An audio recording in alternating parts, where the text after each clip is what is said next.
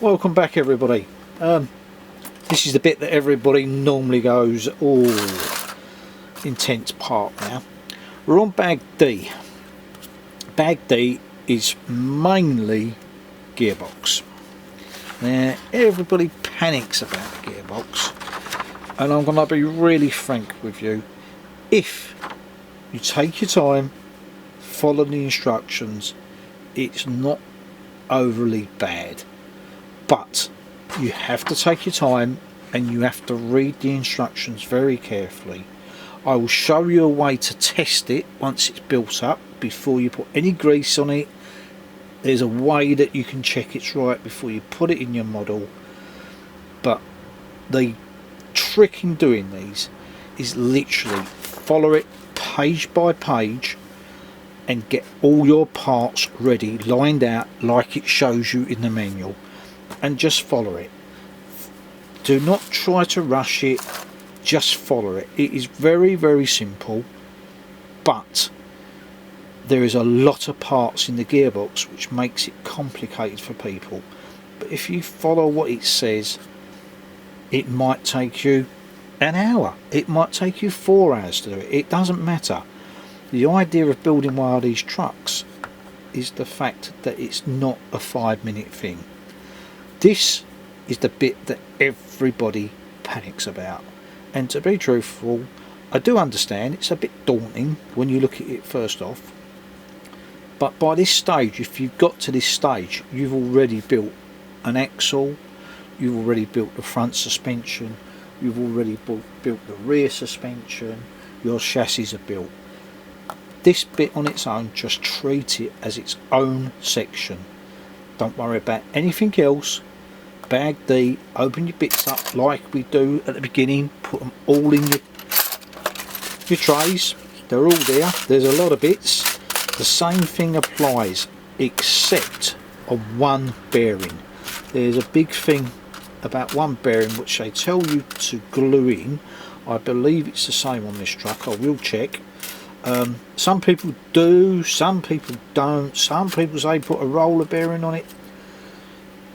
As an engineer, it slides, it's not a roller bearing, so I will use a brass bearing in mine, because that's what it does. There is no reason why you can't use roller bearings. I have used them in the past, but we'll cross that bridge when we get to it. Other than that, let's get building. Here we go with bag D. I've laid out all the parts so you can see them. This is what the first section, bag D, is what you need.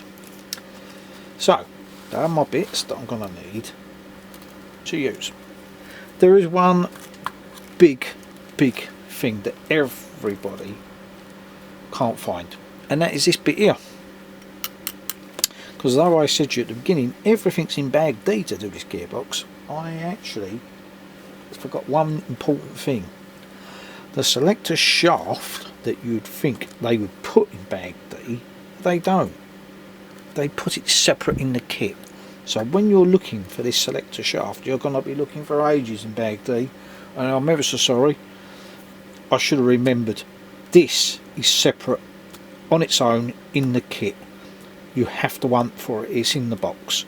So I'll correct myself, not everything's in bag D, but nearly everything. This bit's not. I don't know why they do it, I've got no idea, but it's not in bag D. So go and find your selector shaft. Once you've got that, I'm pretty much sure, I might have to correct myself again, but I'm pretty much sure everything else is in bag D. So I'm going to start laying it out to show you how to build it.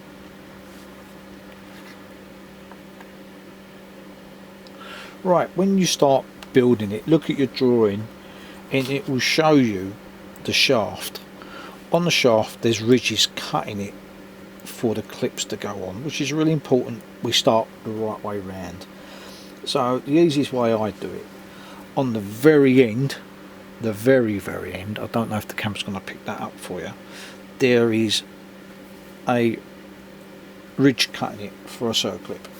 So we know if we're starting from one end to the other, the very first thing it says, there's a clip, a washer and a spring, and it goes on that ridge. You can't really get this shaft round the wrong way if you look at it. So I'm now going to put the clip, the washer and the spring on the shaft, and then follow it all the way down, adding the components as I go.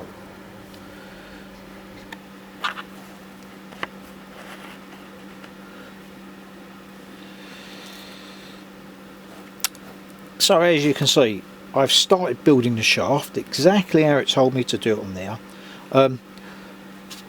One thing I will remind you, you are going to need some bits off the J tree, which is here.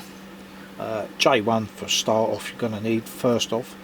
When you cut these bits off to do with the gearbox, it's crucial that you make sure there's none of the tree left on it. They have to be completely and utterly unhindered, otherwise you'll have problems with your gearbox. So I'm going to cut out J1, put my little ferrule bush bit on there. There's J1 tree that it will show you to use. Again, that's in the kit, it does tell you J1, you know how to look up to see what it is. So let me get on with that and then we'll show you where it goes.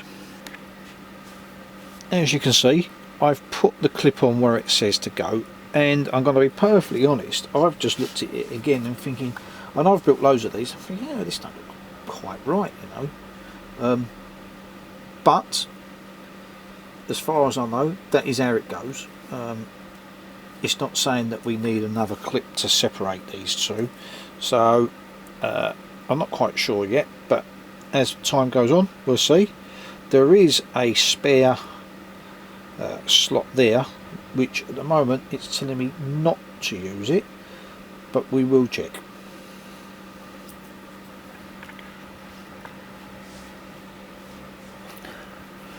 Right, as you can see, the first ridge on the model you don't use, not at this stage. So the actual circlip goes on the second slot, then your selector, then J1, then the other selector the other way round, and then the clip to stop that from moving, and that's the first part done. Okay,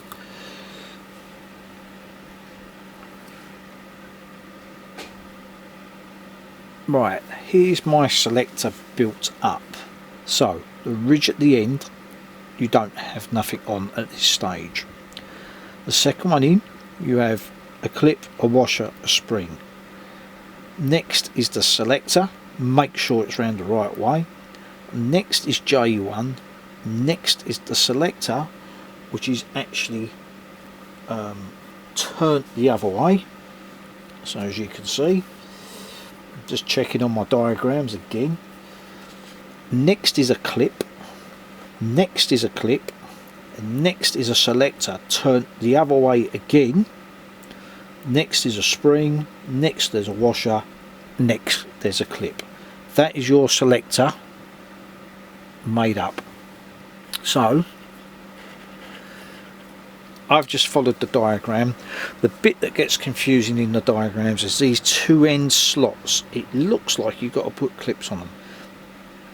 At some stage I believe we do, but at this stage we don't. Okay, so just remember, these clips are very easy to lose, a bit of a pain to get on, but once they're there, they're done. So that is the selector made. So now we go on to part 18. Is still part of the selector as in, but we're actually building the gearbox. Really straightforward. Basically 3 rods, couple of nuts and bolts, a plastic bush for this to sit in. Follow the diagram. There's nothing here that should worry you. So as it says in the instructions, put the 3 poles on. I've put the plastic guide in. Please use Loctite on everything as it says, because if any of this does come loose it will damage the gearbox and break the gears. I'm now going to put the guide on, which it's telling me to do. like I said, it is just following the instructions. So right, there's my gearbox on basically section 18. I've done everything they've asked me to do, followed it to the letter. It's quite simple. This bit here, you have to wind the nut right the way down to the thread. Always put a little bit of Loctite on the back bits of them to stop them coming loose again. But that's it, it's quite simple. So that is part 18 done. So we'll go on to the next bit. Right, again, I've identified the parts I need following the plan off of the manual. There is 2 solid metal shafts in bag D. One is exceptionally longer, and they do look completely different to each other. Okay, so look at the drawings and you'll see. So I'm looking on section 19 for a shaft that has got a spline very close to the end. Neither of this one here hasn't got a spline, so I know it's this shaft here. That's how easy it is. I've identified all the parts I need. So now we do need some bits off another tree. They're in a bag, and these are the actual plastic gears. Quite easy. So I'm going to open the bag. I normally put these in with all the other bits, but to be truthful, I'm probably going to use a few of these now. So I'm going to open the bag and start building this shaft up. To work out what gears you actually need, if you go to the page, it actually shows you down here a full size drawing of what you're looking for. Exactly that is what you're after. So you need to identify that particular gear, and then you know you've got what you wanted. I'm going to find the right one, which I think it may well be this one. I'm just going to have a quick glance. It looks quite close, so that could possibly be it, but I will check all the others up against the drawing. The second gear I need is there. So yeah, that's how we do it. So I've put my first gear on the shaft and the clip. Be very careful with this, because the drawing shows you when you look it up that it's got some marks inside, so you can quite easily get this the wrong way around. Look at the drawing very closely, because you need to get it the right way around. The only way I can tell you that you've got it around the right way, the second gear that locks into it has to come to this edge. If it doesn't, then you've got it the wrong way around, but that's the right way. As you can see, there's a clip in place that I've done, so we'll put the next gear set on. Right, here we go. This is where it gets confusing. When you start with the gear set this way round. Okay, you start this end, do that, do that, do that. You get to MD7. When you get to MD7, you look at the drawing and you think, well, what holds this gear on? It's strange. What happens next? On the bottom of the page, you've got to actually turn the gear set round like that. So now you're working from this end. There's a clip that goes on that holds MD7 on, and then you carry on building your gears up from this end. This is the bit where everybody gets confused. It's not really that hard once you get your head around it. You'll see it, but if it's not explained to, sometimes the first time I looked at it, I thought, oh, this is a bit weird. Is this 2 shafts? Is it 1? But that's what you have to do. So I'm going to continue building this up, and then we'll come back and show you it built. So here's the gear set all made. MD7 there, which was the one that gets people confused. Clip, plastic gear, brass insert, has to go in the right way. There's a little lump on the back of it that tells you which way. You just have to look at the drawings. As I said, it's really important that you look at the drawing closely. Clip, that is the gear set built. So we go on to the next bit. So we're on part 20 of the gearbox build. I'm going to sort out the bits for it. It's telling us we need a few plastic parts off the trees, which I've got here, and some gears that you'll find in a separate bag which you've already used. It's also telling you there is a brass ferrule bush, which is this thing here. It is slightly bigger than the others. You're going to need one of those, and obviously if you're using roller bearings where it tells you appropriately to use them, you use them. If not, you use your brass ferrule bushes. There is a bit here where it says glue one of the bearings in, which I do. It's bad English, I know, but I do that. That stops the bearing sliding out of its socket, as it is a sliding bearing, not a rolling bearing. It tells you to grease everything up on this, on the shafts and everything. I don't actually do that to the very end because it's too messy, and it just really causes me a problem as I'm building, so I don't do that to the very end. But we'll cut these bits out, J6, J7, J8, and that will build up the second gear set. Again, just watch what you're doing. It's not complicated, but you do have to follow it bit by bit very closely. Check and double check. The gearboxes are not bad, and as we've said all the way through, everybody's scared of doing them, but if you take your time, it's not a problem. When you're getting close to the end, if you've got to this part and you're quite comfortable, you're getting close to the end now. This is really the last major bit of building you've got to do that takes a lot of time, but once you get in the swing of it, it's not too bad. I did say in the previous video, when you cut these plastic pieces off these trees, you do have to be exceptionally careful to make sure there's no tabs left on off the tree. Okay, so I normally just get a little nail file, just knock them right down so it don't jam. So I'm going to cut these off, get my parts ready to build, and then we'll start putting it together.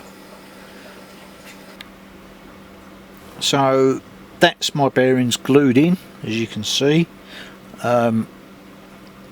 That's first bit, part one, done. So I'm going to find the shafts and then we'll start building it up. Right, so here's the shaft. It's telling me to put the E-clip on here, so that is my first clip on, and then slide the right way round with the legs hanging out the selector, I don't know if you can see this clearly, onto the shaft like that. Okay, and then put another clip behind it, which I'm going to do now. Sorry, hope you can see it. Another clip behind this piece here, which I'm going to do now. Right, so it's told me to put a clip on the shaft, which I've done, on here. Slide the selector onto the shaft. Sorry, my fingers are in the way. Slide that onto there, and then we put another clip behind this here, which I'm going to do, which will allow that to move backwards and forwards. A lot of people say, yeah, but that shaft spins and that should have a bearing in, but its motion is that's what it's doing, and that's why they don't want you to put a roller bearing in it, because it is a sliding bearing. Right, MD4, as you can see, there's two bearings, it's a gear, put the two bearings in, and it goes on like so. Now again, this is where it gets a little bit confusing, because they're telling you to build it that way, so that all looks good, but when you come to the next stage, again like they did it in the early stages, you've got to turn this round that way and a clip goes on there, so now you're working that way. You'll notice it in the manual if you're building it up. It's a little bit strange the way they do it, and it gets confusing. I think this is why people find it so hard, but that's all you've got to do. So I'm going to put the clip on, which goes on this bit here. Just keep it in mind. Right, so I've put the clip on the end of the shaft like it asked me to. Just make sure it turns nice and freely, and this little item here needs to be able to slide quite easily, because that's what gives you the selection of gears. Okay, so now we go on to the next stage.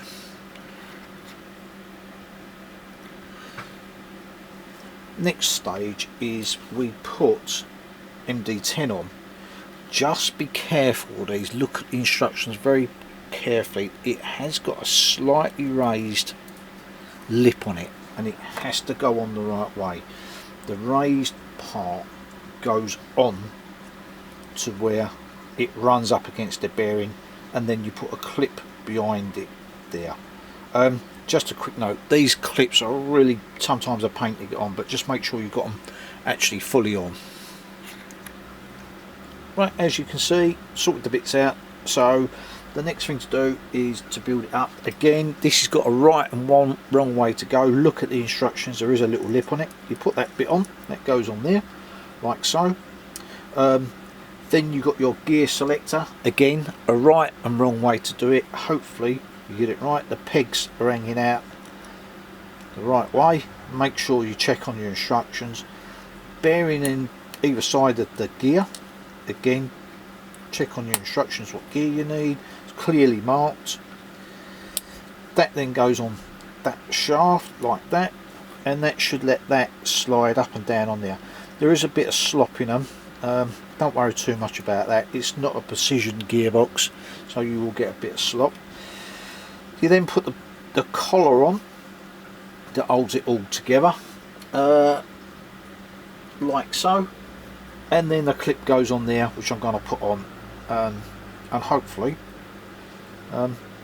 that's another bit of the shaft built. Right, so just quickly, the last part of this shaft is really easy. It's pretty much the same as the other one. There's your selector, so you can see it. Make sure you get it around the right way, obviously. Follow the instructions. That goes on there like that. Your bearings go in your gear. Again, make sure you get it around the right way. There are two different sides to it. It's quite easy. Just follow the instructions. It's so easy once you get it. You will need a bearing in it. Put the bearing in. Put that on there like that. The idea is that, don't know if you can see this, the idea is this locks in and gives you the drive and the slides. Okay, and then last but not least, a clip on the end. So I'm going to put the clip on because I need both hands to do that, and my fingers are in the way, so you're not going to see it anyway. And then we'll come back to assembling it. Right, as you can see, the gear set's made up. So yeah, that puts an end to this section. So now really it's down to assembling it all and putting it all together. So I get all the relevant bits that we need, and then we'll try and assemble it. Right, if everything's gone to plan, you should be about where I am now, as opposed to the gearbox being built, all these bits separately now all come together. So I'm going to try and do this without my hands being in the way, but I will apologise already because it's going to be very hard. So this shaft goes in there like that. This shaft with all the selectors on it has got to sit in the recesses on the selectors. Now it's a little bit fiddly, but be patient with it because it does work like that. Okay, can everybody see that? Let's put this right up close. Can you see that? Possibly. Okay, the instructions show you this. Now the way I do it is you need it all assembled like that, and all you do is you put the little shaft in its hole and then locate the bigger shaft like that in the bearing, and it pushes together like so. Now I'm sorry that you can't see it clearly, and that is basically it assembled. You have to put the back plates on, which again is a couple of bearings. There is a springs that need to go on this as well, but that is how I assemble it. So on the selector shaft you will need to put some springs on, but that is just a basic idea. I haven't put them on because it's quite hard to show you how it goes in at this point, but now I'll put them all on and show you the finished product. So I've just put the back plate up, pretty easy to follow on the instructions, so I'm not going to show you it. It's not hard. Bearing in there, bearing in there, spring on this bit that I said to you that I've missed off and I showed you earlier on, spring on here, line the back plate up, push it on all the shafts, a little bit of patience, it all goes in, shouldn't be too much of a problem. Then we need to put some screws in here with Loctite, and I believe there's another bar, yes there is, that goes through again, so it's got 4 bars. Yeah, and then we're somewhere near it. I'll show you it working. We'll put the motor on, show you how to set the motor up, and then we'll test it all. Right, one gearbox assembled apart from the motor. Put the bars in. There is another bar that has to go at the bottom that I've put in. Obviously Loctite everything. As I said, 2 little springs that you have to make sure you put on, a couple of bearings, but that is basically the motor turning, basically the gearbox turning. Just make sure it goes in and out of gear. You will have to turn it to get it to line up, as you can see. Yeah, sorry my fingers are in the way. Push it the other way. Try and do it so you can see it. If you push it the other way like so and turn it, it should go in and out of gear okay. Once the motor's in, I'll test it with the motor and show you how to test it. But that is the gearbox. As you can see, it's purely dry at the moment because I don't want to be smothered in grease, and if there's a problem with it I don't want to be soaked in grease. I know there's going to be people saying, oh no, you're meant to grease it as you go along, but you know what, once you put grease in it, everything's going to get grease on it, so it doesn't matter. And if you want to grease it as you go along, do so. I've never had a problem with one not greasing it till I've finished. Once it starts spinning, it throws all the grease off the gears anyway, and it hits the side of the casing, so I'll just make sure it's got plenty of grease in it. So now we're going to put the motor on. I did say at the beginning of this videos that this truck was going to be absolutely stock out of the box. That's a little bit of a lie. This is the motor that's going in it, purely because the motor they supply, if you was going to race the truck, that'd be great, but to make it look more authentic, this is the thing. So we're going to use this. I use these in most of my trucks. Tamiya have started changing some of their motors, but this is what's going in this one. It'll make it a lot more authentic and a lot more easier to control. So without further ado, let's get the bits ready for that, put the motor on. Yeah, we're getting close there, it's looking good.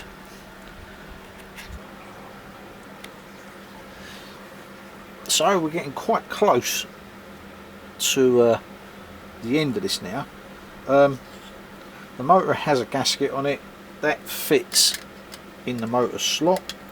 It does need to be adjusted slightly, which we'll show you how to do in a second.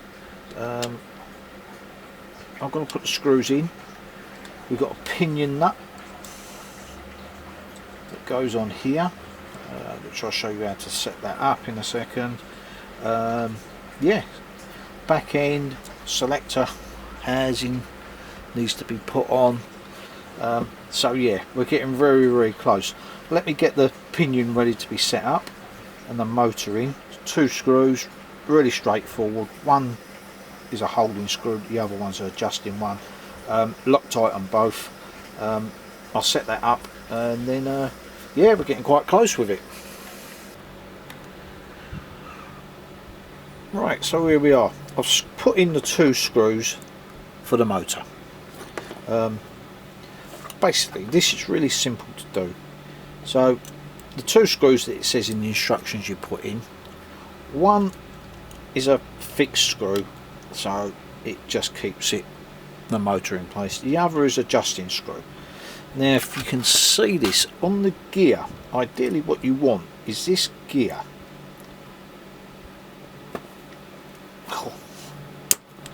here to fit absolutely perfect on that one. There is a measurement, but that's how I do it. I just make sure that they fit perfect.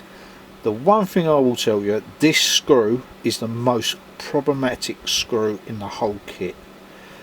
The amount of people that say they've got a problem with transmission and they haven't, it's because this little grub screw comes loose and you lose all the gears, all the drive, and basically everybody blames the gearbox, but it's not. It's this one single grub screw.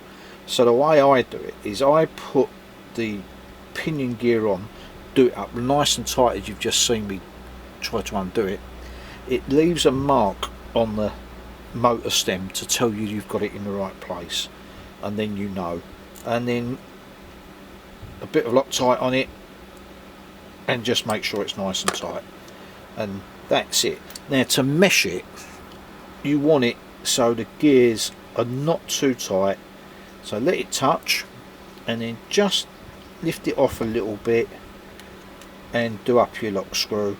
If you get it a little bit so it's biting, you can actually move the motor and you can actually physically see the gear meshing in the other gear. You don't need to squeeze it down tight, it does need a fraction of a gap, and then nip it up like so, and that is basically your motor set. There is specifications how it's got to be done and whatnot, but if it feels too tight, it probably is. So yeah, that's how you set it up.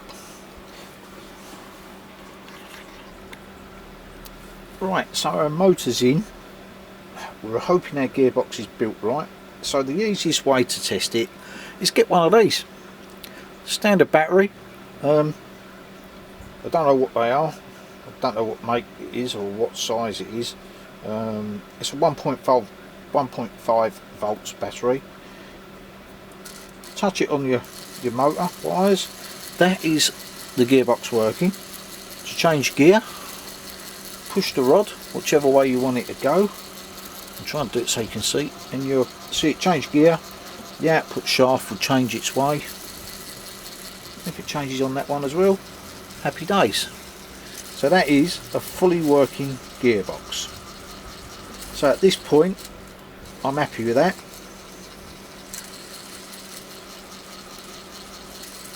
That works quite well, as you can see. There's no grease on it at the moment.